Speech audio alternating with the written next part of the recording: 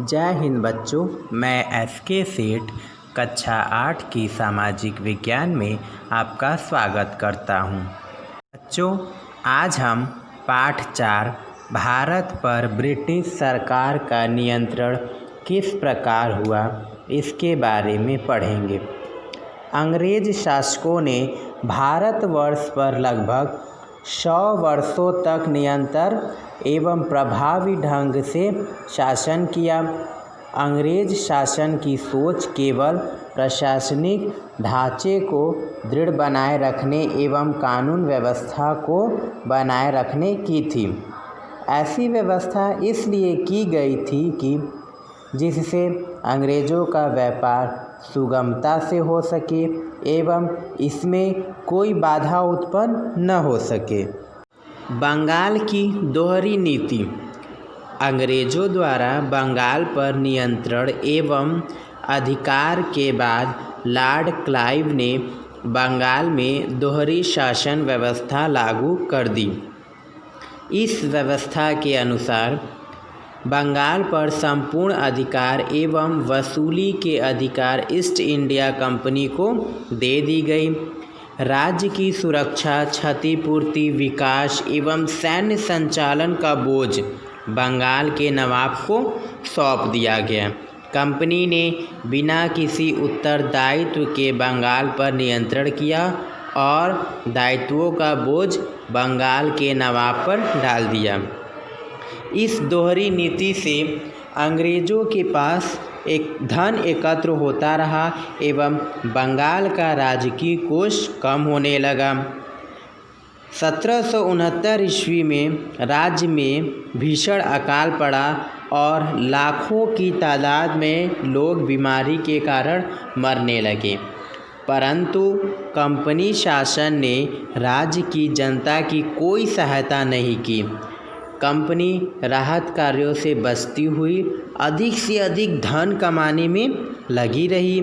Company के इस कार्य की इंग्लैंड तक भी बहुत ही आलोचना की गई। इधर जनता मर रही थी और कंपनी के अधिकारी विभिन्न अत्याचारों एवं भ्रष्टाचारों द्वारा धन इकट्ठा कर रहे थे, परंतु एक ऐसी स्थिति उत्पन्न हुई, अर्थात एक ऐसी स्थिति आ गई कि कंपनी को व्यापार करने के लिए ब्रिटिश सरकार से ऋण मांगना पड़ा। यह कंपनी की साख की समाप्ति की ओर स्पष्ट करता था। अतः संसद में कंपनी को अपने नियंत्रण में लेने की जोरदार मांग उठने लगी। सांसदों के अनुसार सरकारी नियंत्रण में कंपनी का व्यापारिक लेखा जोखा, अधिकारियों की आय व्यय का लेखा जोखा, उनकी योग्यता एवं नियुक्ति को लेना अनिवार्य हो गया था। अतः कंपनी को नियंत्रण में लेने के लिए कानून बनाने की मांग उठने लगी और सभी लोग कंपनी के कानूनों में बदलाव चाहते थे। अतः ब्रिटिश सरकार को कुछ नए कानून बनाने पड़े, जिसे एक्ट का नाम दिया गया, रेगुलेटिंग एक्ट। कंपनी पर नियंत्रण करने के लिए ब्रिटिश शासन ने निम्नलिखित एक्ट बनाए। कंपनी के अधिकारियों के भ्रष्टाचार को रोकने के लिए अतिरिक्त धन कमाने पर रोक एवं स्वदेश वापसी तथा संपत्ति पर संपूर्ण ब्यौरा देना अनिवार्य कर दिया गया। बंगाल के गवर्नर को कंपनी अधिकृत समस्त भारतीय राज्यों का गवर्नर जनरल नियुक्त कर दिया गया और गवर्नर जनरल की सहायता के लिए 4 सदस्यों की एक समिति का गठन भी किया गया। न्यायिक व्यवस्था को चुस्त करने के लिए कलकत्ता में सर्वोच्च न्यायालय की स्थापना की गई और कलकत्ता को भारत की राजधानी बनाया गया। Pitt's India act. ब्रिटिश संसद द्वारा 1784 ईस्वी में कुछ कानूनों में संशोधन करते हुए पुनः इसे ईस्ट इंडिया एक्ट के नाम से लागू किया गया। इस अधिनियम के द्वारा ब्रिटेन ऑफ कंट्रोल की स्थापना की गई। इस परिषद के गठन द्वारा भारत में कंपनी के नियंत्रण को ब्रिटिश शासन ने अपने हाथ में ले लिया। कंपनी के सैन्य अधिकारी, राजस्व एवं सरकारी नियंत्रण स्थापित हो गया। गवर्नर जनरल को संपूर्ण ब्रिटिश फौज का सेनानायक घोषित कर दिया गया, परंतु कंपनी के व्यावसायिक हितों को नियंत्रण से मुक्त रखा गया। ईस्ट इंडिया कानून के द्वारा ब्रिटिश शासन ने अपना एक प्रशासनिक ढांचा तैयार किया और इस कानून के कारण अब भारत ब्रिटेन शासन के हाथों में चला गया, अर्थात अब भारत पर ब्रिटिश शासन का अधिकार हो गया। समय समय पर ब्रिटिश संसद द्वारा कुछ कानूनों में संशोधन होते रहे। इन कानूनों को चार्टर एक्ट के नाम से जाना गया। चार्टर एक्ट 1793 ईस्वी में ब्रिटिश द्वारा गवर्नरों एवं गवर्नर जनरलों को अपनी परिषद के फैसलों में संशोधन का अधिकार दे दिया गया। मुंबई तथा मद्रास पर गवर्नर जनरल के अधिकार बढ़ा दिए गए। चार्टर एक्ट 1813 ईस्वी। इस एक्ट के द्वारा कंपनी के समस्त व्यापारिक अधिकारों पर राज्य समाप्त कर दिया गया। केवल चाय उत्पादन एवं चाय के व्यापार पर कंपनी का एकाधिकार सुरक्षित करते हुए समस्त व्यापार करने की अनुमति ब्रिटेन के अन्य व्यवसायी को भी दे दी गई।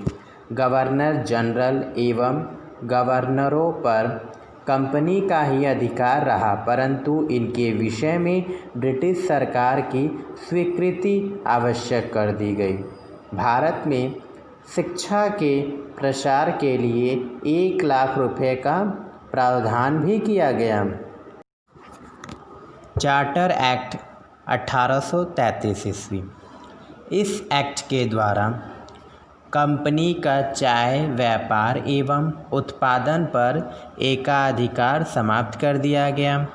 कंपनी के सभी व्यापारिक अधिकार समाप्त करके उसे भारत में ब्रिटिश शासन पर प्रतिनिधि नियुक्त कर दिया गया और गवर्नर जनरल के अधिकारों में वृद्धि हुई एवं उसे परिषद की सलाह द्वारा कानून बनाने का अधिकार प्राप्त हो गया।